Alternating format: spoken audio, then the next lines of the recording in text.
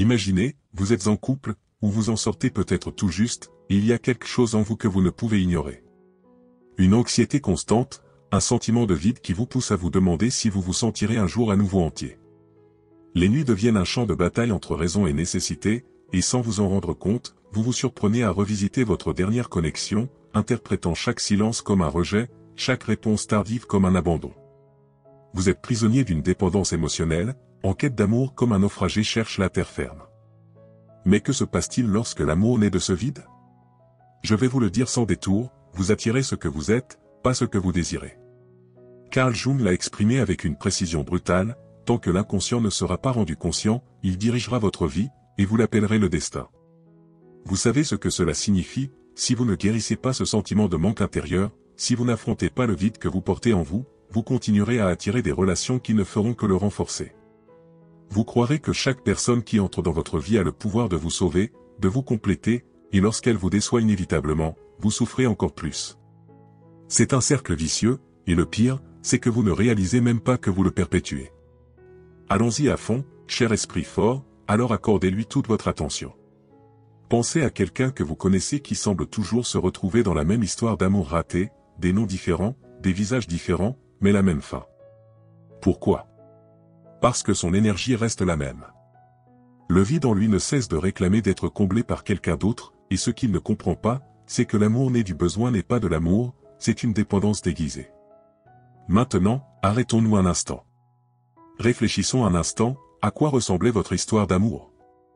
Avez-vous recherché des relations qui vous complètent ou qui vous complètent? Ce sont deux choses totalement différentes.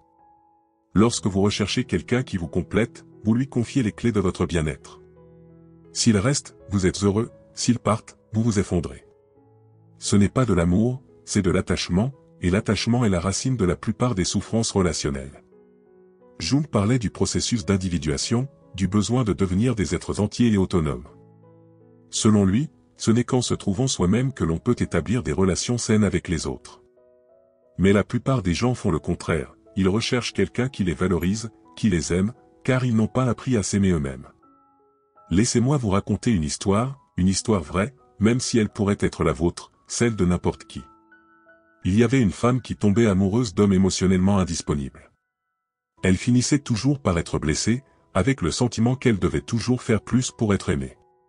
Elle ne comprenait pas pourquoi elle choisissait toujours le même type de partenaire, jusqu'au jour où, en pleine crise émotionnelle, elle se posa une question brutalement honnête, pourquoi est-ce que je répète sans cesse cela? Et c'est alors devenu évident, elle ne se croyait pas digne d'amour. C'est pourquoi il cherchait à prouver sa valeur par le sacrifice. Il s'est contenté de miettes, car au fond, il croyait que c'était la seule chose qu'il méritait.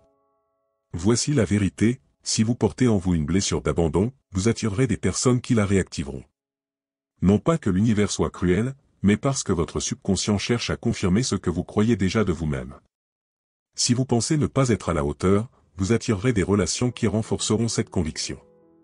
Si vous croyez avoir besoin de quelqu'un pour être heureux, vous attirerez des personnes qui vous donneront un sentiment d'incomplétude lorsqu'elles seront parties. Votre réalité extérieure est le reflet de votre monde intérieur. Alors, quelle est la solution? Il faut faire ce que Jung appelait « affronter son ombre ». Il faut affronter ce vide sans détour, au lieu de chercher quelqu'un d'autre pour le combler. Il faut affronter ses peurs les plus profondes, la solitude, le rejet, la possibilité que personne ne vienne à notre secours. Car ce faisant, on découvre une chose incroyable, on n'a pas besoin d'être secouru. On est son propre sauveur. Quand l'amour naît de la plénitude, la dynamique change radicalement. On ne choisit plus le manque, mais la liberté.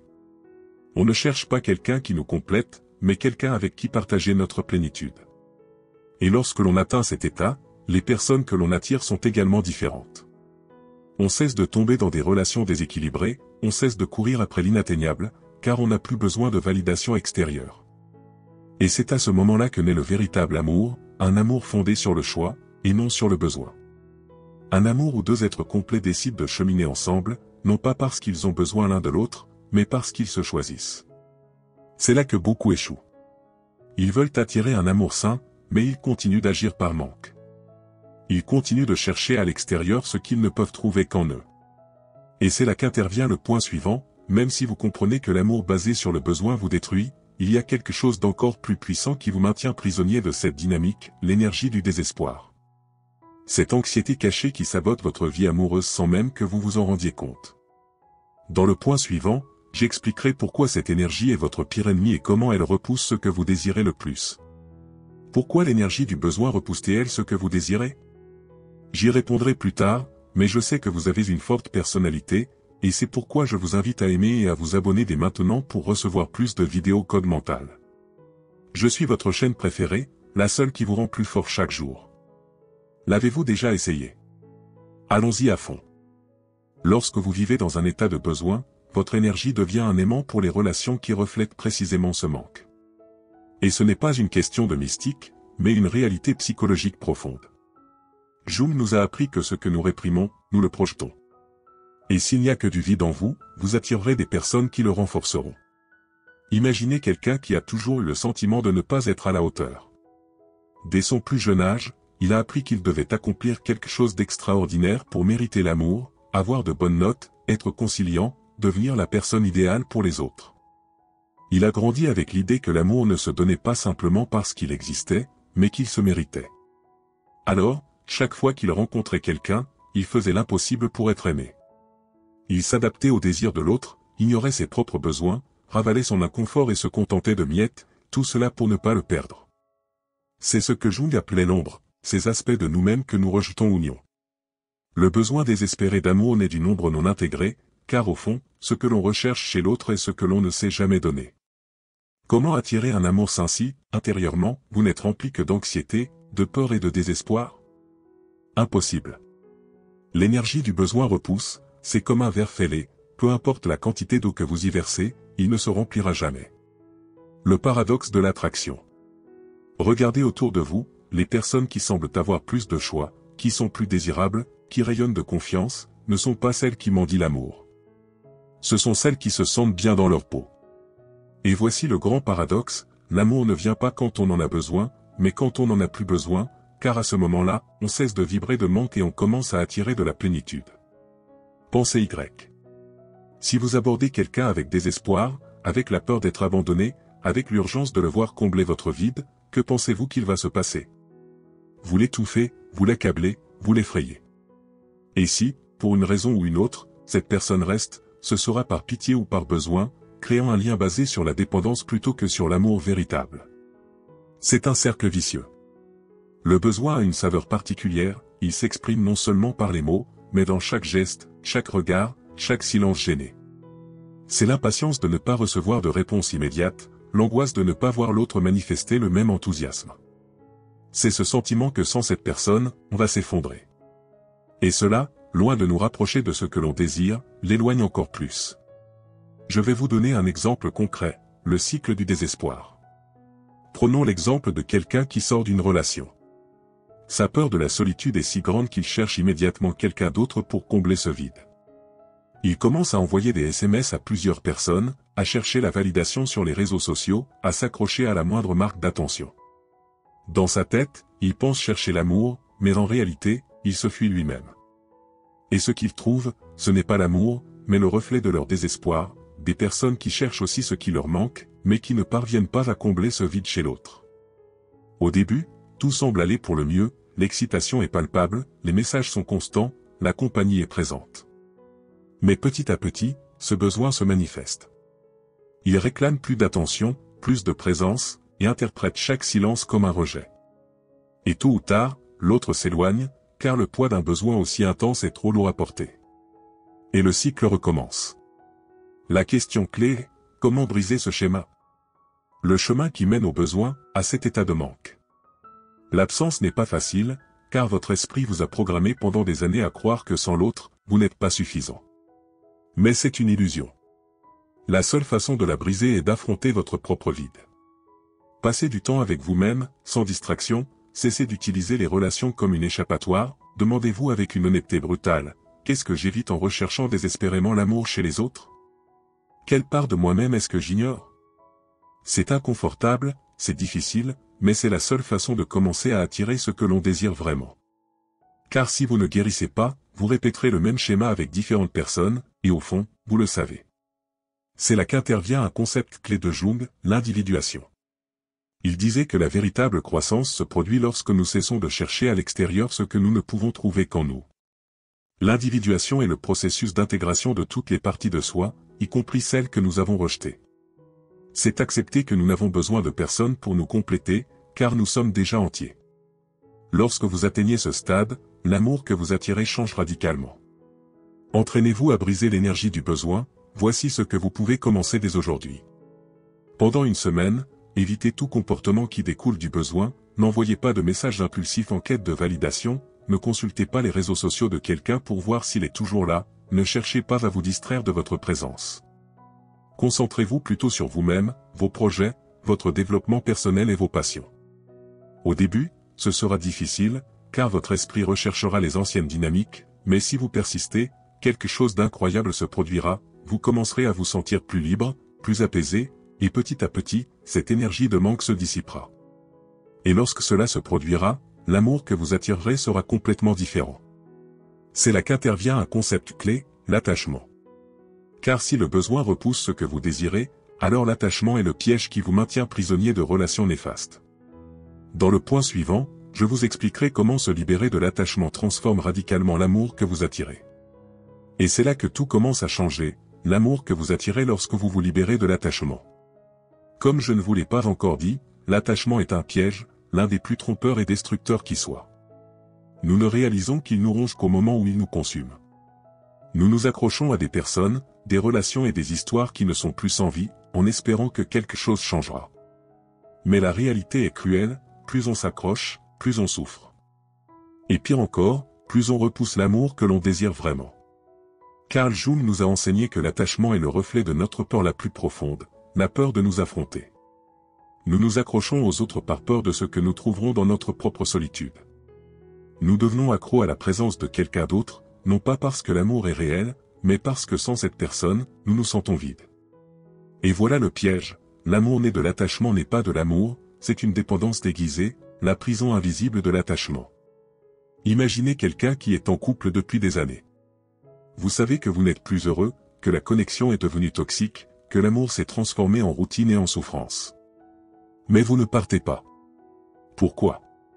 Parce que la peur d'être seul est plus forte que la douleur de rester. Cette personne se convainc qu'elle doit endurer, que peut-être l'autre changera, qu'en faisant suffisamment d'efforts, les choses s'amélioreront. Et ainsi le temps passe, perdant sa propre identité, attendant quelque chose qui n'arrivera jamais. L'attachement a ceci de particulier, il vous aveugle à la réalité, vous oblige à justifier l'injustifiable, vous fait oublier qui vous êtes. Et au fond, vous le savez, mais la peur de lâcher prise est plus grande que la vérité qui vous hurle au fond de vous. C'est là que Jung nous ouvre les yeux, l'attachement n'est pas de l'amour, c'est le résultat de l'absence d'identité personnelle. Plus on est vide intérieurement, plus on a besoin de s'accrocher à quelque chose d'extérieur. Et plus vous dépendez d'une relation pour vous définir, plus vous attirez des attachements qui ne font que renforcer cette dépendance. Le paradoxe du lâcher-prise est difficile à accepter. Plus vous lâchez prise, plus vous recevez, mais pas au sens superficiel où, si vous lâchez prise, cela vous reviendra. C'est que lorsque vous lâchez prise, lorsque vous cessez d'avoir désespérément besoin d'une relation pour vous sentir entier, vous commencez à vibrer à une fréquence différente. Vous devenez quelqu'un qui ne quémande pas l'amour, mais qui le choisit dans un espace de liberté. Pensez Y, lorsqu'une personne a désespérément besoin d'amour, d'attention, de validation, elle dégage une énergie d'urgence, et l'urgence chasse l'amour. Elle n'est pas attirée par le désespoir, mais par la paix. Lorsqu'une personne a appris à être bien seule, lorsque son bonheur ne dépend de personne, sa présence devient magnétique. Car au lieu de chercher à combler un vide, elle partage sa plénitude. Et c'est cela qui attire vraiment l'amour qui en vaut la peine. L'exemple de quelqu'un qui ne lâche pas prise, pensez à cette personne qui, après une rupture, s'accroche de toutes ses forces, consulte les réseaux sociaux, cherche le moindre prétexte pour reprendre contact, analyse chaque message, chaque mot, chaque geste de l'autre dans l'espoir qu'il reste quelque chose. Elle se laisse absorber par tout cela et, ce faisant, perd sa paix, sa dignité, son énergie. Elle devient quelqu'un qui ne vit plus dans le présent, mais dans une attente constante du passé. Comparez maintenant cela à quelqu'un qui, après une rupture, au lieu de s'accrocher, lâche prise. Cela ne signifie pas qu'il ne ressent pas de douleur, mais qu'il choisit de l'affronter au lieu de la fuir. Il ne cherche pas de distraction, ne court pas après ce qui n'est plus là. Au contraire, il utilise cette douleur comme un portail vers la transformation. Il se demande, que ai-je besoin d'apprendre de tout cela? Où me suis-je abandonné? Et au lieu de chercher refuge auprès de quelqu'un d'autre, il devient son propre refuge. C'est le genre de personne qui, sans le vouloir, attire l'amour le plus pur. Parce que le véritable amour ne naît pas par nécessité, mais par choix. Il ne vient pas de quelqu'un qui cherche désespérément à ne pas être seul, mais de quelqu'un qui a appris à apprécier sa propre compagnie. Le processus de lâcher prise. Lâcher prise n'est pas un acte isolé, c'est un processus, et douloureux, car il implique d'affronter cette part de soi qui croyait ne pas pouvoir vivre sans cette personne. Mais la vérité est là, vous le pouvez. Et lorsque vous l'acceptez enfin, quelque chose d'incroyable se produit. Votre énergie change, vous cessez d'attirer les personnes qui exploitent votre anxiété, vous cessez de vous laisser entraîner par la dynamique de la souffrance, et vous commencez à percevoir quelque chose de puissant. L'amour qui entre dans votre vie est différent, plus sain, plus libre, plus réel. Lâcher prise ne signifie pas oublier, cela signifie se libérer de l'idée que vous avez besoin de quelqu'un d'autre pour être heureux. Et lorsque vous y parvenez, l'amour qui entre dans votre vie n'est plus l'amour de l'attachement, mais l'amour du choix. Mais il y a quelque chose d'encore plus profond ici, lâcher prise transforme non seulement l'amour que vous attirez, mais redéfinit aussi qui vous êtes. Et cela nous amène au point suivant, l'individuation selon Jung. Car ce n'est qu'en devenant une version complète de vous-même que vous pouvez ressentir l'amour de la vraie liberté. Et c'est là que tout change. Comment l'individuation, selon Jung, transforme-t-elle vos relations? Carl Jung parlait de l'individuation comme du processus central du développement humain. Il ne s'agit pas seulement de mûrir, ni d'apprendre de la vie, mais d'intégrer toutes les facettes de soi-même pour devenir un être complet. Et voici la clé, si vous n'êtes pas un individu complet, si vous n'avez pas traversé ce processus, l'amour que vous attirerez sera le reflet de votre fragmentation. Le piège de la moitié incomplète. Dès l'enfance, on nous vend l'idée de l'autre moitié. On nous apprend à croire que quelqu'un viendra nous compléter, que l'amour consiste à trouver cette personne spéciale qui nous fera nous sentir entiers. Mais c'est un piège mortel, car il repose sur le postulat de notre incomplétude.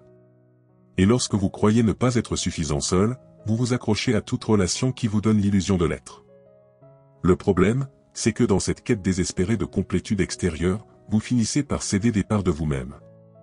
Vous vous adaptez, vous vous façonnez, vous vous pliez aux attentes des autres et, sans vous en rendre compte, vous sacrifiez votre authenticité au besoin d'être aimé.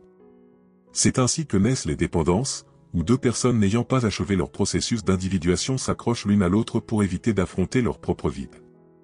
Jung nous enseigne que le véritable amour ne peut exister qu'entre des individus complets.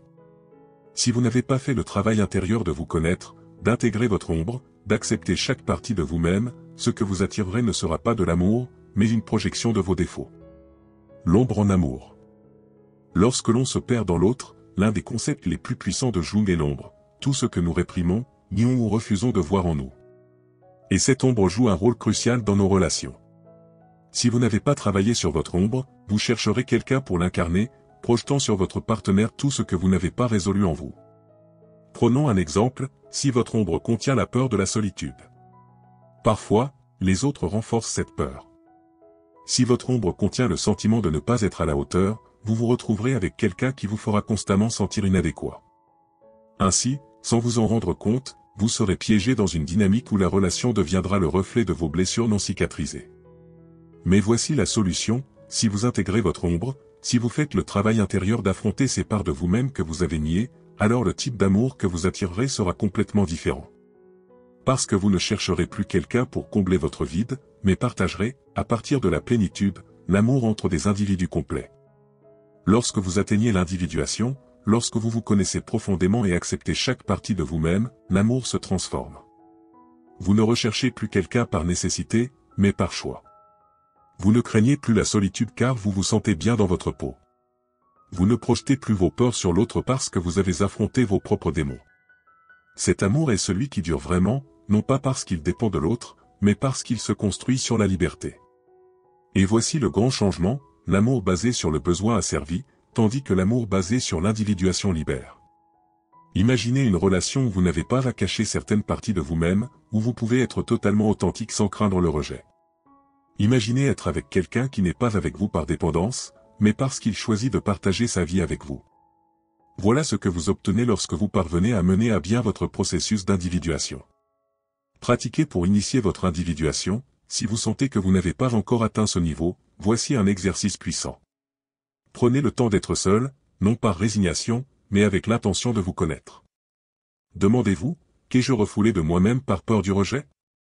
Quels aspects de mon ombre est-ce que je continue à projeter dans mes relations? Est-ce que je choisis l'amour par accomplissement ou par manque? Lorsque vous commencerez à répondre à ces questions avec une honnêteté brutale, votre processus d'individuation commencera. Et plus vous progresserez, plus vous remarquerez comment le type d'amour que vous attirez change. Jusqu'ici, nous avons vu comment l'énergie du besoin repousse ce que vous désirez, comment l'attachement vous maintient prisonnier et comment l'individuation transforme vos relations. Mais voici le plus important, comment atteindre cet état d'épanouissement et commencer à attirer un amour sain.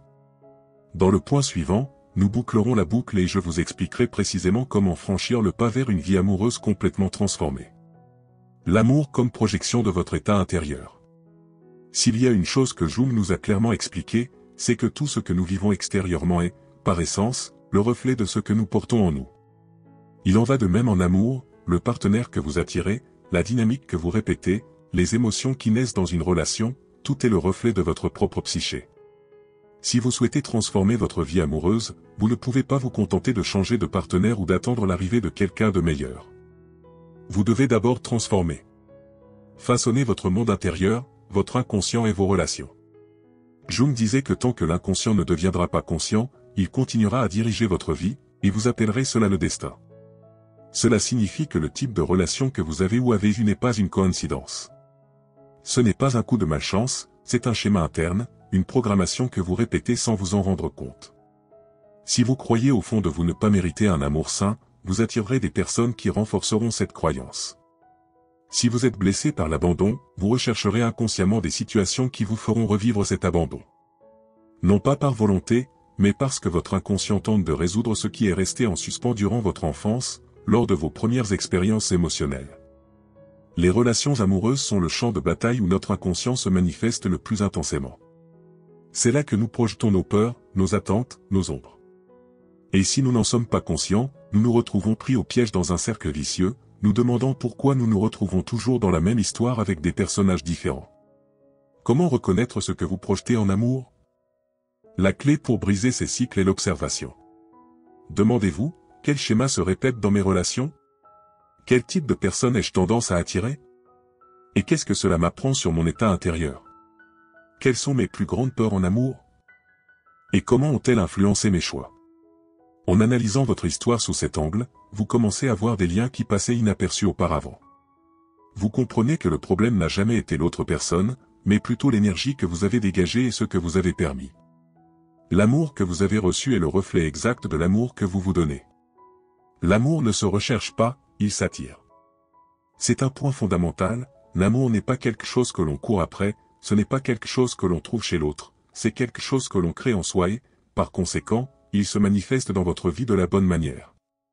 Si vous vous sentez vide et que vous cherchez quelqu'un pour vous combler, vous attirerez des relations qui finiront par réaffirmer ce vide. Mais si vous vous sentez épanoui, vous attirerez des personnes qui reflètent cet épanouissement. C'est là qu'intervient le concept de vibration et de résonance.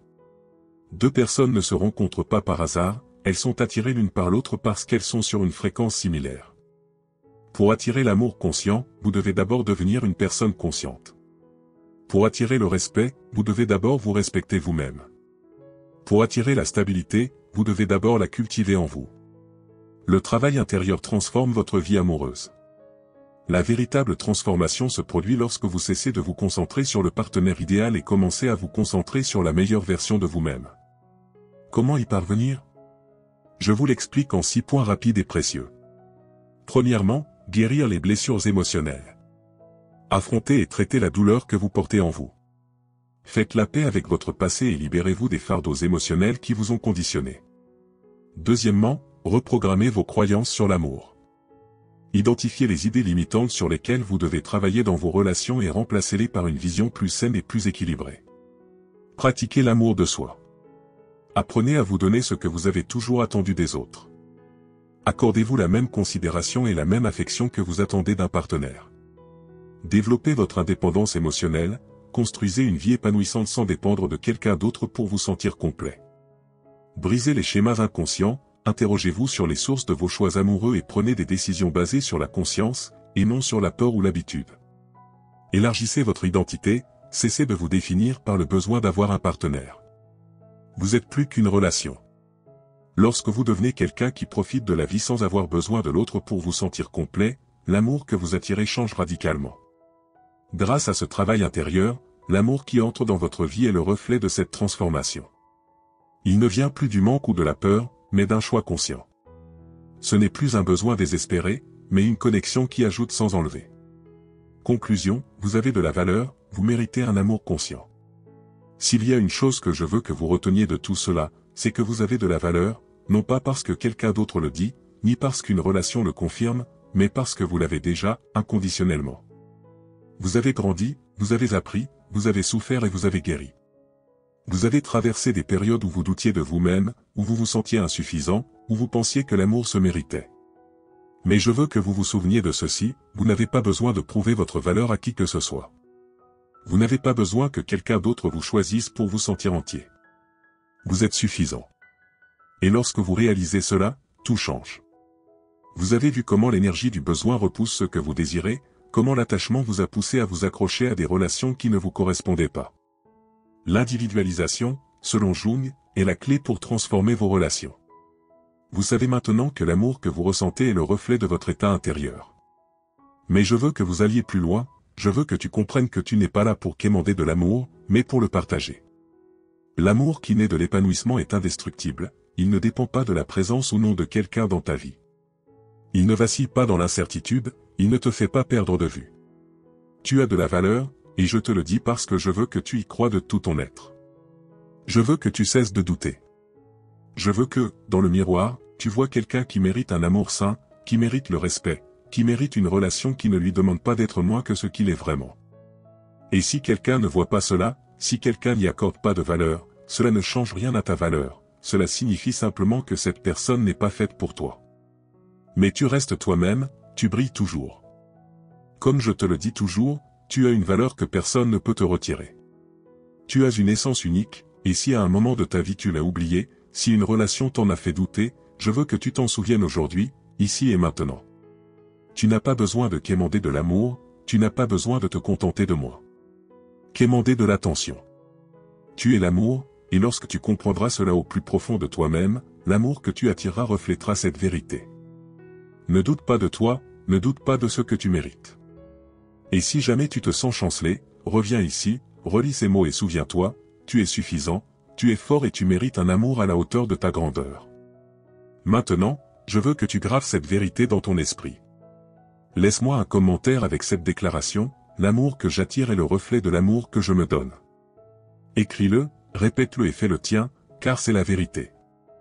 Et si cette vidéo t'a aidé, fais comme toute personne dotée d'un état d'esprit fort, partage-la, like-la. C'est gratuit et cela nous aide énormément à continuer à créer du contenu pour toi. Et si ce n'est pas encore fait, abonnez-vous à la chaîne pour continuer à apprendre à lâcher prise, à grandir et à vous renforcer émotionnellement. Regardez maintenant la vidéo que je vous laisse à l'écran, vous y apprendrez quelque chose qui vous aidera à progresser encore plus. Je suis Gabriel, votre psychologue et philosophe préféré. À bientôt pour la prochaine vidéo.